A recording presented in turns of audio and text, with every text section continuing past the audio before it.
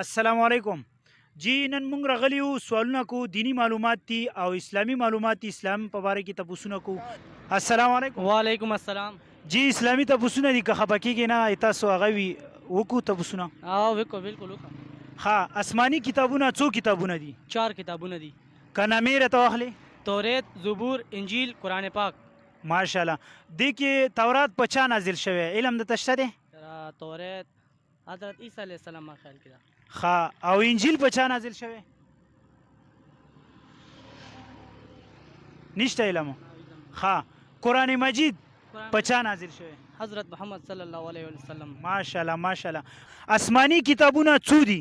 4. ماشاءالله.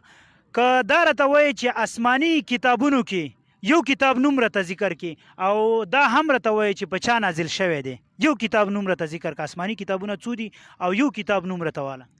اسلامی کتابونه 4 دي او قرآن مجید کم دی یو ده. ها قرآن مجید په چا نازل شوی؟ محمد صلی الله آسماني علیه وسلم. کتابونه څو کتابونه دي؟ 4. که نامې راته ذکر کې.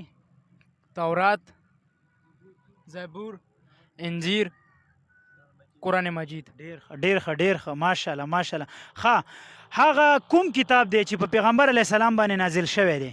قرآن مجید. ماشاءالله ماشاءالله ډیر ښه. آسماني کتابونه څو دي؟ 4.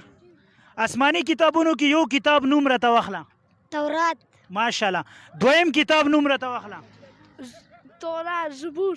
ماشاءالله. دریم کتاب نوم راته واخله. انجیل.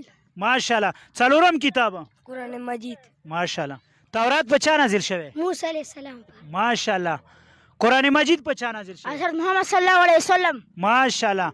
انجیل په چا نازل شوی؟ حضرت عیسی علیه السلام. ماشاءالله. زبور په چا نازل شوی؟ داود علیه السلام. ماشاءالله ماشاءالله ډیر ښه. آسماني کتابونه څو دي؟ 4. که نامې راته واخلې. تورات، زبور، انجیل، قرآن. آسماني کتابونه څو دي؟ 4. که نومونه یې راته واخلې ټولو والا. انجیل. انجیل، تورات، زبور، قرآن مجید. ماشاءالله ماشاءالله. آسماني کتابونه څو کتابونه دي؟ 4. ماشاءالله. آسماني کتابونه څو کتابونه دي؟ آسماني کتابونه 4 کتابونه دي. اول تورات، زبور، انجیل، قرآن.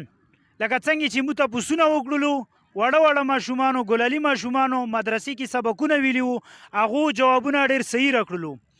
دویم آسماني کتابونه په چا نازل شوي دي؟ تورات موسی علیه السلام باندې نازل شوی دی. انجیل عیسی علیه السلام باندې نازل دی. زبور داود علیه السلام باندې نازل شوی دی. او اخره کې قرآن مجید دی چې حضرت محمد صلی الله علیه وسلم باندې نازل شوی دی. والسلام.